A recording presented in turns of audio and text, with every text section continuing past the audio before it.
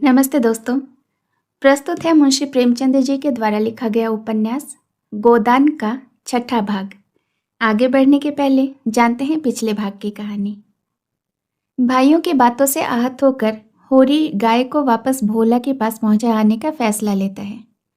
धनिया ने जब देखा कि होरी गाय को वापस ले जा रहा है तो उसने पगैया अपने हाथ में ले ली और बाहर निकलकर हीरा और शोभा से लगी लड़ने। देखते ही देखते सारा गांव जमा हो जाता है।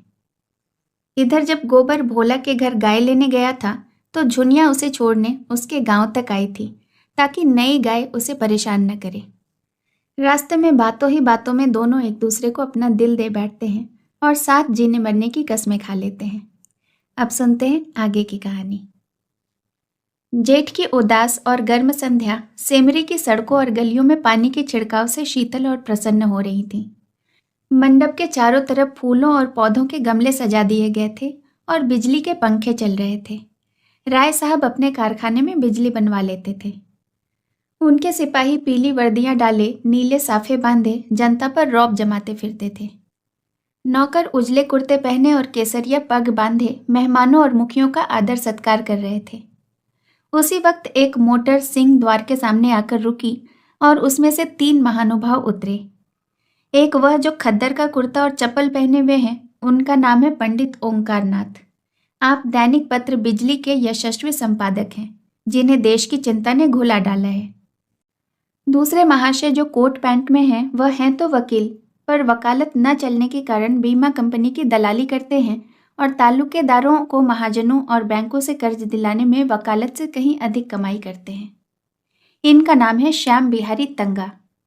और तीसरे सज्जन जो रेशमी अचकन और तंग पजामा पहने हुए हैं, मिस्टर बी मेहता, यूनिवर्सिटी में दर्शन शास्त्र के अध्यापक हैं।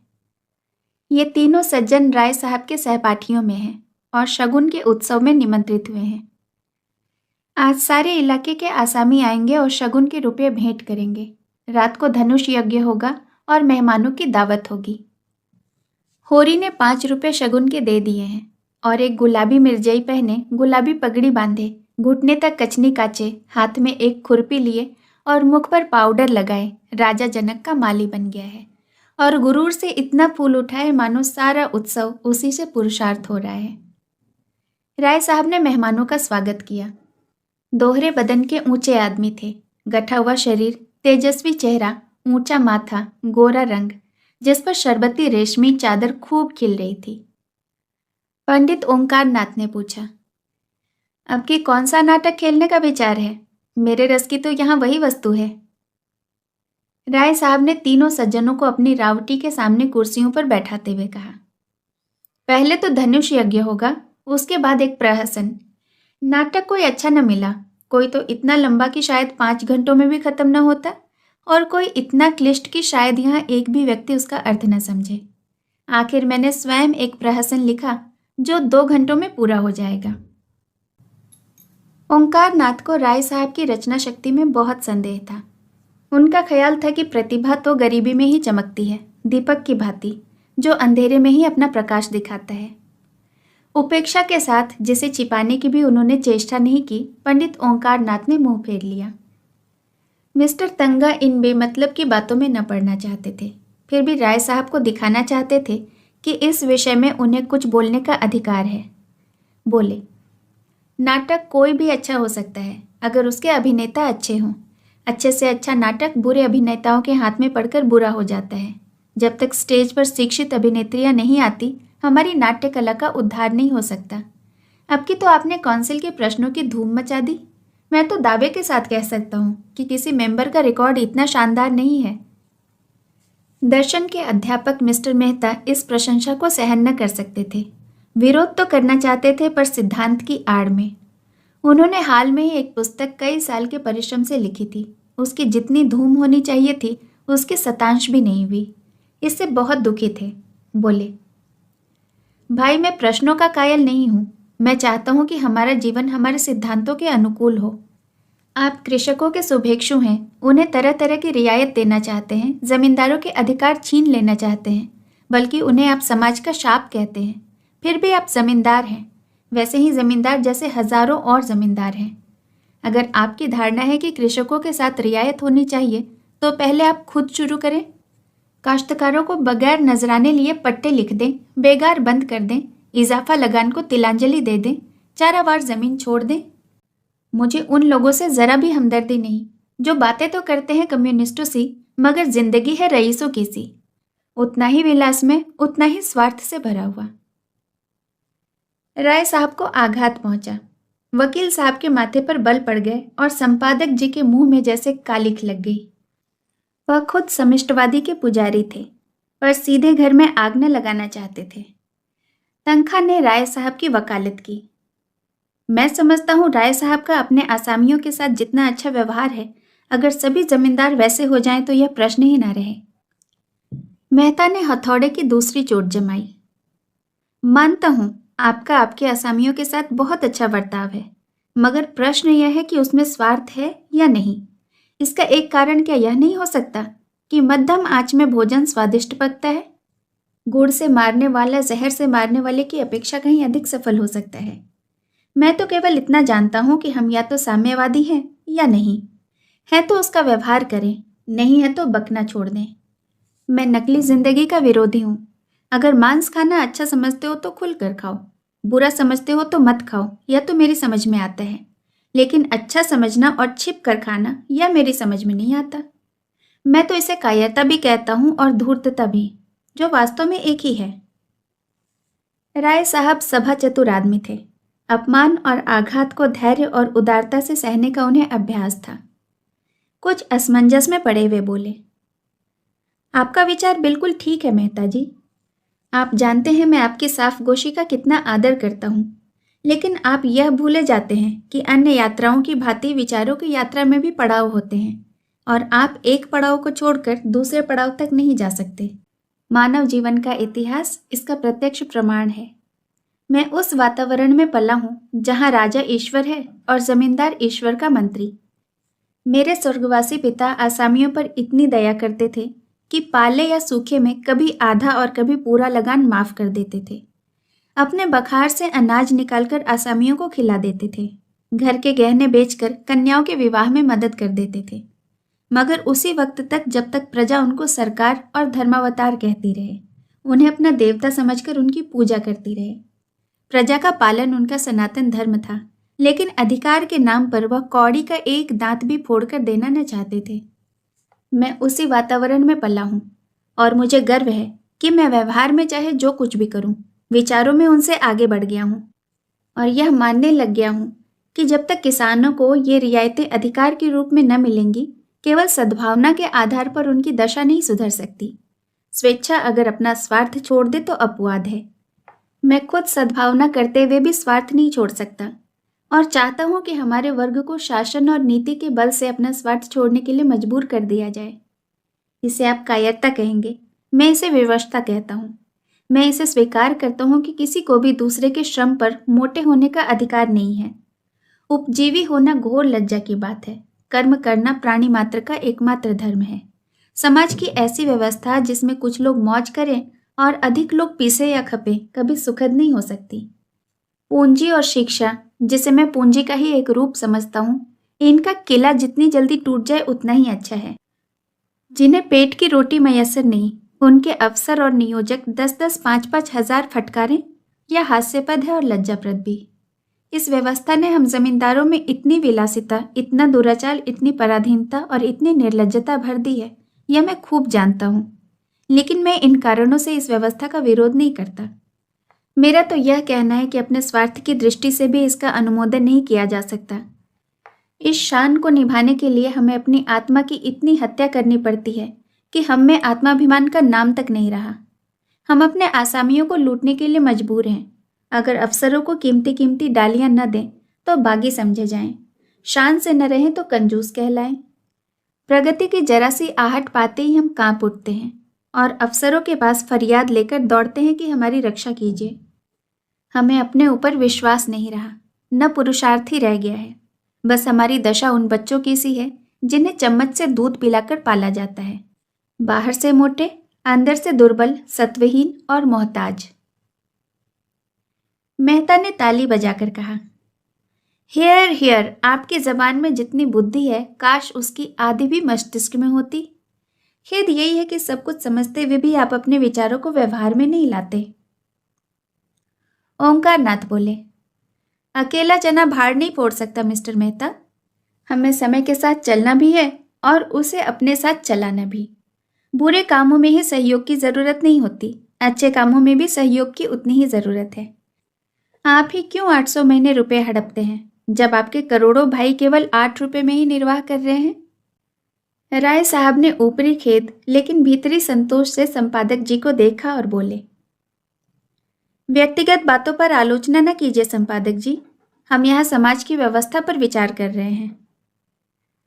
मिस्टर मेहता उसी ठंडे मन से बोले, नहीं नहीं, मैं इसे बुरा नहीं समझता।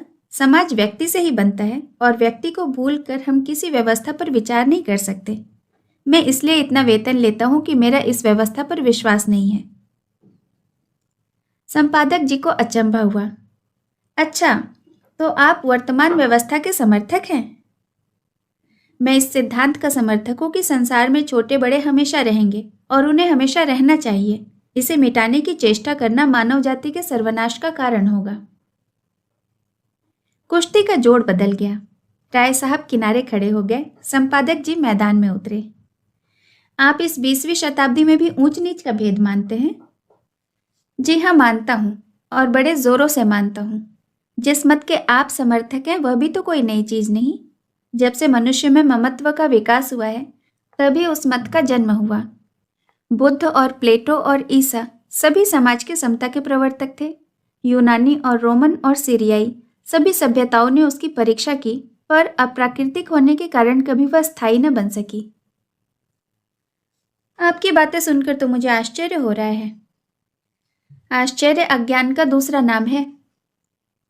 मैं आपका कृतार्थ हूं अगर आप इस विषय पर कोई लेखमाला शुरू कर दे। जी, मैं इतना अहमक नहीं हूं। अच्छी रकम दिलवाइए तो अलबत्ता। आपने सिद्धांत ही ऐसा लिया है कि खुले खजाने पब्लिक को लूट सकते हैं। मुझ में और आप में इतना ही अंतर है कि मैं जो कुछ मानता हूं उस पर चलता हूं। आप लोग मानते कुछ हैं और करते कुछ हैं। धन को आप किसी अन्याय के बराबर फैला सकते हैं, लेकिन बुद्धि को, चरित्र को, रूप को, प्रतिभा को और बल को बराबर फैलाना तो आपकी शक्ति के बाहर है। छोटे बड़े का भेद केवल धन से ही नहीं होता। मैंने बड़े बड़े धन कुबेरों को भिक्षुकों के सामने घुटने टेकते देखा है, और आपने भी देखा होगा। रूप के चौखट पर बड़े बड़े महीप नाक रगड़ते हैं। क्या यह सामाजिक विषमता नहीं? आप रूप की मिसाल देंगे, वहां इसके सिवाय और क्या है कि मिल के मालिक ने राज कर्मचारी का रूप ले लिया है। बुद्धि तब भी राज करती थी, अब भी राज करती है और हमेशा करती रहेगी। तश्तरी में पान आ गए थे। राय साहब ने मेहमानों को पान और इलायची देते हुए कहा, बुद्धि अगर स्वार्थ से मुक्त हो तो हमें उसकी प्रभुता मानने में कोई आपत्ति नहीं। समाजवाद का यही आदर्श है। हम साधु महात्माओं के सामने इसलिए सिर झुकाते हैं कि उनमें त्याग का बल है। इसी तरह हम बुद्धि के हाथ में अधिकार भी देना चाहते हैं, सम्मान भी, नेतृत्व भी, लेकिन संपत्ति किसी तरह नहीं। बुद्धि का अधिकार और सम्मान व्यक्ति के साथ चला जाता है, लेकिन संपत्ति विष बोने के लिए उसके बाद और भी प्रबल हो जाती है। बुद्धि के बगैर किसी समाज का संचालन नहीं हो सकता। हम केवल इस बिच्छू का डंक तोड़ देना चाहते हैं। दूसरी मोटर आ पहुंची और मिस्टर खन्ना उतरे, जो एक बैंक के मैनेजर और शक्कर मिल के मैनेजिंग डायरेक्टर हैं। 2 देवियां भी उनके साथ थीं। राय साहब ने दोनों देवियों को उतारा। वह जो खद्दर की साड़ी पहने हुए बहुत ही गंभीर और विचारशील सी हैं, मिस्टर खन्ना की पत्नी कामिनी खन्ना है।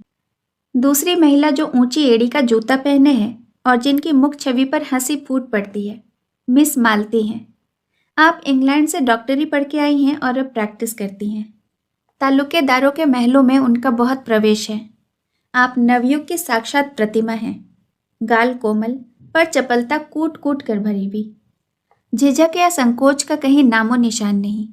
मेकअप में प्रवीण, बला की हाजिर जवाब, पुरुष मनोविज्ञान की अच्छी जानकार, आमोद प्रमोद को जीवन का तत्व समझने वाली, लुभाने और रिझाने की कला में निपुण। जहाँ आत्मा का स्थान है वहाँ प्रदर्शन, जहाँ हृदय का स्थान है वहाँ हाव भाव, मनोधारों पर कठोर निग्रह, जिसमें इच्छा या अभिलाषा का लोप सा हो गया। आपने मिस्टर मेहता से हाथ मिलाते हुए कहा। सच कहती हूँ, आप सूरत से ही फिलोसफर मालूम होते हैं। इस नई रचना में तो आपने आत्मवादियों को उधेड़ कर रख दिया। पढ़ते पढ़ते कई बार जी में ऐसा आया कि आपसे लड़ जाऊं। फिलोसफरों में सहृदयता क्यों गायब हो जाती है? मेहता झेंप गए। बिना ब्याहे थे और नवयुग की रमणियों से पनाह मांगते थे। पुरुषों की मंडली में खूब चहकते थे, मगर जो ही कोई महिला आई अब की जबान बंद हो गई, जैसे बुद्धि पर ताला लग जाता था। स्त्रियों से शिष्ट व्यवहार करने की सुधि न रहती थी। मिस्टर खन्ना ने पूछा, फिलोसफरों की सूरत में क्या खास बात होती है देवी जी? मालती ने मेहता की ओर दया भाव से देखकर कहा, मिस्टर मेहता बुरा न माने तो बता दूं? खन्ना मिस मालती के उपासकों में थे। जहां मिस मालती जाए वहां खन्ना का पहुंचना लाजमी था। उनके आसपास भंवरों की तरह मंडराते रहते थे। हर समय उनकी यही इच्छा रहती थी कि मालती से अधिक वही बोलें, उनकी निगाह अधिक से अधिक उन्हीं पर हो। खन्ना ने आंख मारकर कहा, फिलोसफर किसी बात का बुरा नहीं मानते, यही उनकी फितरत है। तो सुनिए, फिलोसफर हमेशा मुर्दा दिल होते हैं। जब देखिए अपने विचारों में मग्न रहते हैं। आपकी तरफ ताकेंगे मगर आपको देखेंगे नहीं। आप उनसे बात किए जाएं मगर वह सुनेंगे नहीं, जैसे शून्य में उड़ रहे हों। सब लोगों ने कह कहा मारा। मिस्टर मेहता जैसे जमीन में गड़ गए। ऑक्सफोर्ड में मेरे फिलॉसफी के प्रोफेसर मिस्टर हस्बैंड थे। खन्ना ने टोका, नाम तो निराला है। जी हाँ, और थे कुंवारे। मिस्टर मेहता भी तो कुंवारे हैं। यह रोग तो सभी फिलोसफरों को होता है। अब मिस्टर मेहता को अवसर मिला। बोले, आप भी तो इस मर्ज में गिरफ्तार हैं। मैंने तो प्रतिज्ञा की है कि किसी फिलोसफर से ही शादी करूंगी, और यह वर्ग शादी के नाम से घबराता है। हस्बैंड साहब तो स्त्री को देखकर घर में छिप जाते थे। उनकी शिष्यों में कई लड़कियां थीं। अगर उनमें से कोई कभी कुछ पूछने के लिए उनके ऑफिस चली जाती थी तो आप ऐसे घबरा जाते थे जैसे कोई शेर आ गया हो। हम लोग उन्हें खूब छेड़ा करते थे, मगर थे बेचारे सरल हृदय। कई हजार की आमदनी थी, पर मैंने हमेशा एक ही सूट उन्हें पहने देखा। उनकी एक विधवा बहन थी, वही उनके सारे घर का प्रबंध करती थी। मिस्टर हस्बैंड को तो खाने पीने की भी फिक्र न रहती थी। मिलने वालों के डर से अपने कमरे का द्वार बंद करके लिखा पढ़ी करते। भोजन का समय आ जाता तो उनकी बहन आहिस्ता से भीतर के द्वार से उनके पास जाकर किताब बंद कर देती, और तब उन्हें मालूम होता कि खाने का समय हो गया। रात को भी भोजन का समय बंधा हुआ था। उनकी बहन कमरे की बत्ती बुझा दिया करती थी। एक दिन बहन ने किताब बंद करना चाहा तो आपने पुस्तक दोनों हाथों से दबा लिया और बहन भाई में जोर आजमाई होने लगी। आखिर बहन उनकी पहिएदार कुर्सी को खींचकर भोजन के कमरे में लाई। राय साहब बोले, मगर मेहता साहब तो बड़े खुशमिजाज और मिलनसार हैं, नहीं इस हंगामे में क्यों आते? तो आप फिलोसफर न होंगे। जब अपनी चिंताओं से हमारे सिर में दर्द होने लगता है तो विश्व की चिंता सिर पर लाद कर कोई कैसे प्रसन्न रह सकता है? उधर संपादक जी श्रीमती खन्ना से अपनी आर्थिक कठिनाइयों की कथा कह रहे थे। बस यूं समझिए श्रीमती जी कि संपादक का जीवन एक दीर्घ विलाप है, जिसे सुनकर लोग दया करने के बदले कानों पर हाथ रख लेते हैं। बेचारा न अपना उपकार कर सके न औरों का। पब्लिक उससे आशा तो यह रखती है कि हर एक आंदोलन में वह सबसे आगे रहे, जेल जाए, मार खाए, घर के माल असबाब की कुर्की कराए। यह उसका धर्म समझा जाता है, लेकिन उसकी कठिनाइयों की ओर किसी का ध्यान नहीं होता। हो तो वह सब कुछ, उसे हर एक विद्या, हर एक कला में पारंगत होना चाहिए, लेकिन उसे जीवित रहने का अधिकार नहीं। आप तो आजकल कुछ लिखती ही नहीं। आपकी सेवा करने का जो थोड़ा सा सौभाग्य मुझे मिल सकता है, उससे मुझे क्यों वंचित रखती हैं? मिसेस खन्ना को कविता लिखने का शौक था। इस नाते से संपादक जी कभी कभी उनसे मिलाया करते थे, लेकिन घर के काम धंधों में व्यस्त रहने के कारण इधर बहुत दिनों से कुछ लिख नहीं सकी थी।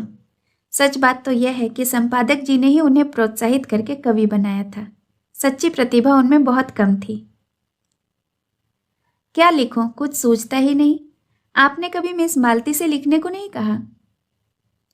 संपादक जी उपेक्षा भाव से बोले, उनका समय मूल्यवान है कामिनी देवी।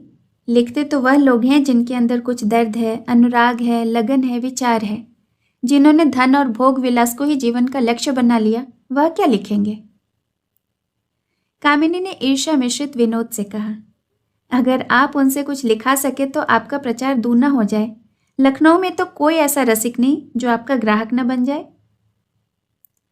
अगर धन मेरे जीवन का आदर्श होता तो मैं आज इस दशा में न होता। मुझे भी धन कमाने की कला आती है। आज चाहूं तो लाखों कमा सकता हूं, लेकिन यहाँ तो धन को कभी कुछ समझा ही नहीं। साहित्य की सेवा अपने जीवन का ध्येय रहा है और रहेगा।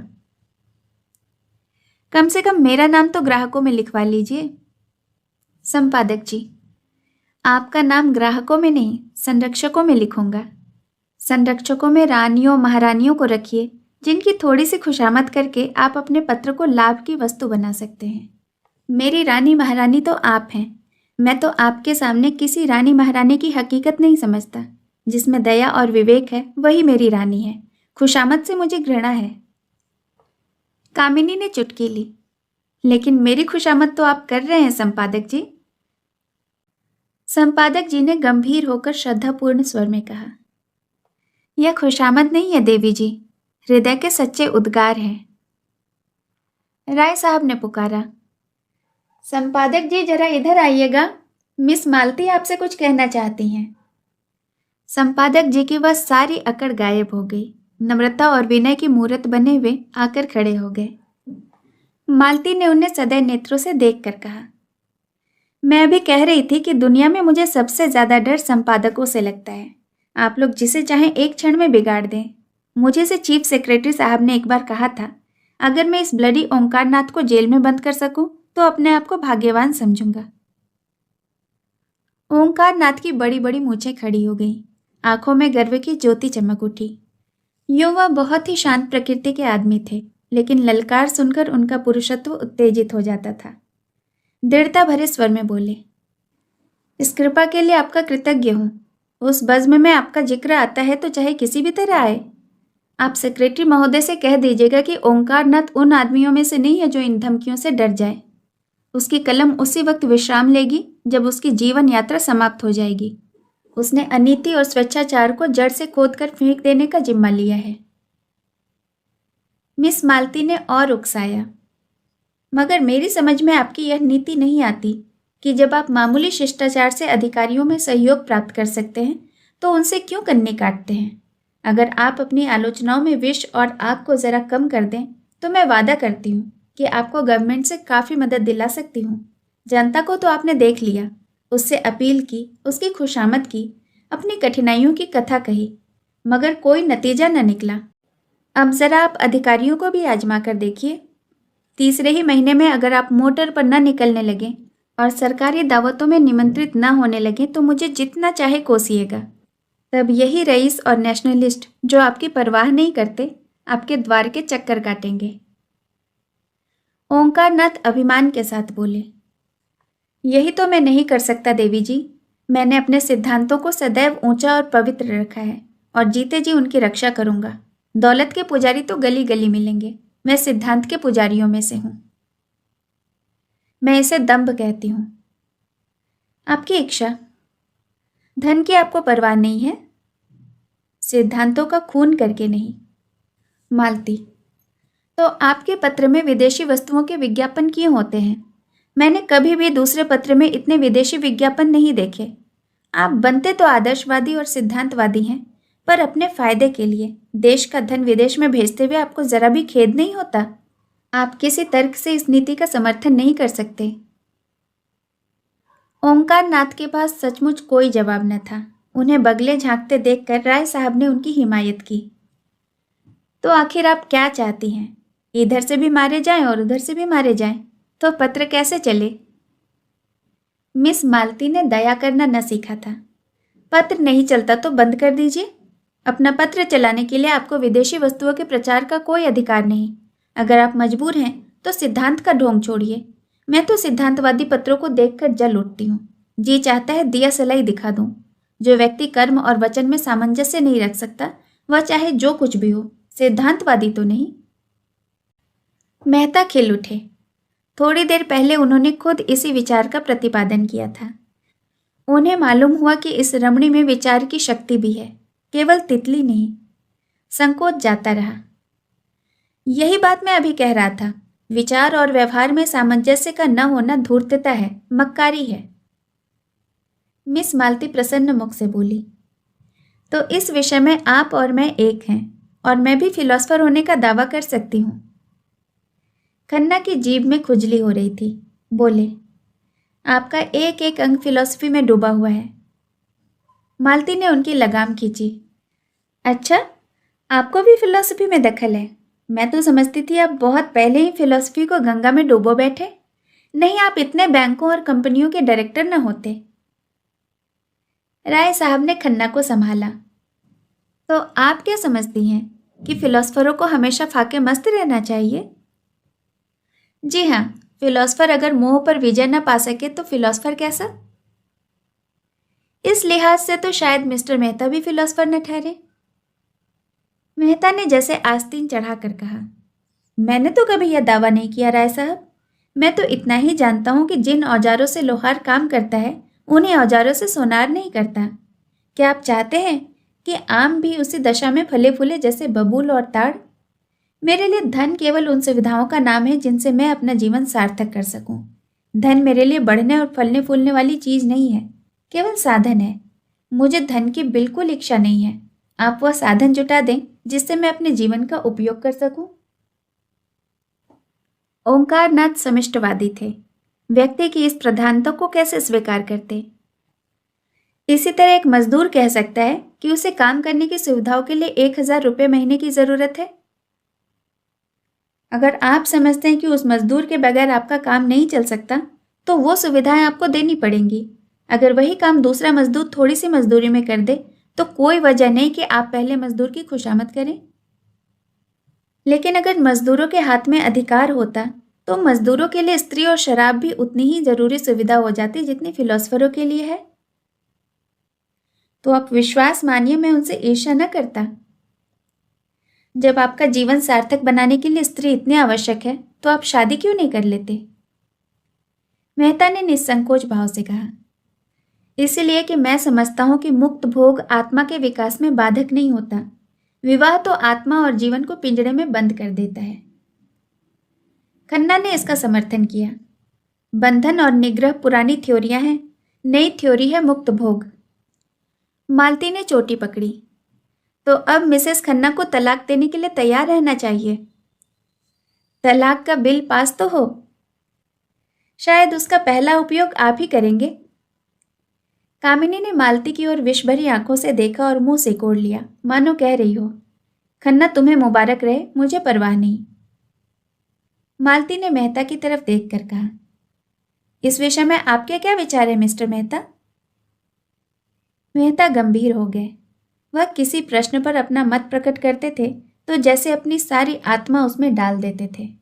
बोले, विवाह को मैं सामाजिक समझौता समझता हूँ, और उसे तोड़ने का अधिकार न पुरुष को है न स्त्री को। समझौता करने के पहले आप स्वाधीन हैं, समझौता हो जाने के बाद आपके हाथ कट जाते हैं। तो आप तलाक के विरोधी हैं, क्यों? पक्का। और मुक्त भोग वाला सिद्धांत? वह उनके लिए है जो विवाह नहीं करना चाहते। अपने आत्मा का संपूर्ण विकास सभी चाहते हैं, फिर विवाह कौन करे और क्यों करे? इसलिए कि मुक्ति सभी चाहते हैं, पर ऐसे बहुत कम हैं जो लोभ से अपना गला छुड़ा सके। आप श्रेष्ठ किसे समझते हैं, विवाहित जीवन को या अविवाहित जीवन को? समाज की दृष्टि से विवाहित जीवन को, और व्यक्ति की दृष्टि से अविवाहित जीवन को। धनुष यज्ञ का अभिनय निकट था। 10 से 1 तक धनुष यज्ञ, 1 से 3 तक प्रहसन, यह प्रोग्राम था। भोजन की तैयारियां शुरू हो गईं। मेहमानों के लिए बंगले में रहने का अलग अलग प्रबंध था। खन्ना परिवार के लिए 2 कमरे रखे गए थे, और भी कितने ही मेहमान आ गए थे। सभी अपने अपने कमरों में गए और कपड़े बदल बदल कर भोजनालय में जमा हो गए। यहाँ छूत छात का कोई भेद न था। सभी जातियों और वर्णों के लोग साथ बैठकर भोजन कर रहे थे। केवल संपादक ओंकारनाथ सबसे अलग अपने कमरे में फलाहार करने गए, और कामिनी खन्ना को सिर दर्द हो रहा था। उन्होंने भोजन करने से इनकार कर दिया। भोजनालय में मेहमानों की संख्या 25 से कम न थी। शराब भी थी और मांस भी। इस उत्सव के लिए राय साहब अच्छी किस्म की शराब खास तौर से खिंचवाते थे। खींची जाती थी दवा के नाम पर और होती थी खालिस शराब। मांस भी कई तरह के पकते थे, कोफ्ते, कबाब और पुलाव। मुर्ग, मुर्गियां, बकरा, हिरन, तीतर, मोर, जिसे जो पसंद हो वह खाए। भोजन शुरू हो गया तो मालती ने पूछा, संपादक जी कहाँ रह गए? किसी को भेजो राय साहब, उन्हें पकड़ तो लाएं। राय साहब ने कहा, वह वैष्णव हैं, उन्हें यहाँ बुलाकर क्यों बेचारे का धर्म नष्ट करोगी? बड़ा ही आचार निष्ठ आदमी है। हाजी, और कुछ न सही तो तमाशा तो रहेगा। शेष कहानी अगले भाग में। कहानी सुनने के लिए आपका बहुत बहुत धन्यवाद।